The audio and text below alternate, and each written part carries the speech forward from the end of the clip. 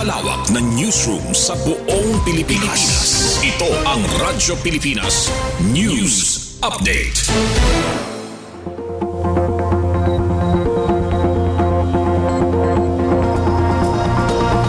Philippine Standard Time, 3:53 p.m. Maupay nga kulop sa iyong atanan, asya inian mga balita yan na nga oras. Department of Trade and Industry o DTI ginlansar ang shared facility para sa cocoa coir processing sa bungto sa Lawang, Northern Samar. Detalye pamatian naton matikang kan Charmaine Perito Balvez.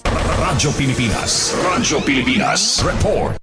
Ginlansar sa Department of Trade and Industry ang usa nga shared service facility para sa pagproseso sa cocoa coir sa Barangay Rawi sa bungto San Lawang. Katuyuanan sini nga pakusgon ang panginabuhian sa mga miyembro sa Northern Samar Indigenous Handicraft and Cocoa Coir Producers Association sa bulig san mas tuhay ug makabag-o nga kagamitan, mas mapapadagmit ug mapapaupay ang paghimo mga produkto nga tikang sa bunot san lubi nga usa sa primera nga ginkukuhaan san kita sa lugar.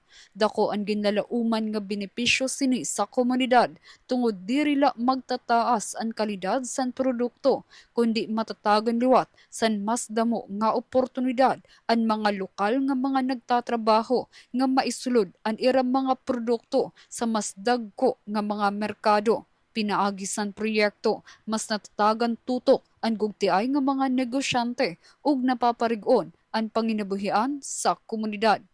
Para sa Bagong Pilipinas, Charmaine Perito Balvez, Radyo Pilipinas, Radyo Publiko, Kalbayog.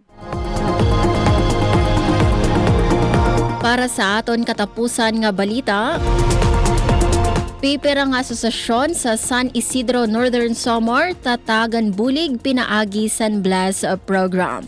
Detalye sa pagbalik ni Charmaine Perito Balvez. Radyo Pilipinas Report.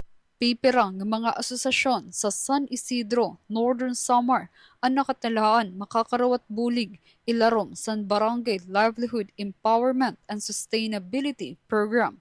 Ginbuhat ang assessment ug pakigdialogo sa mga asosasyon para mahibaruan ang era presente nga kamutangan, panginahanglan ug potensyal nga mapauswag ang era panginabuhian. Lakip sa target nga mabuligan ang mga parauma, para pangisda, food producers ug mga naghihimo handicrafts. Katuyuanan sa programa nga matagan sira sa bastante nga kinaadman, training ug suporta para maging mas marig-on ug maipadayon ang era panginabuhian. Pinaagi sa direkta nga pagbisita sa mga komunidad, mas napapadali ang pag-abot sa bulig dinabina sa tayaw nga mga barangay. Para sa Bagong Pilipinas, Charmaine Perito Balvez, Radyo Pilipinas, Radyo Publiko, Kalbayog.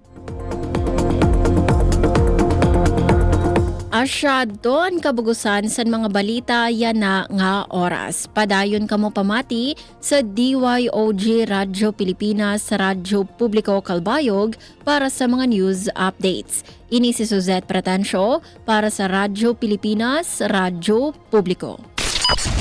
Mula sa pinakamalawak na newsroom sa buong Pilipinas.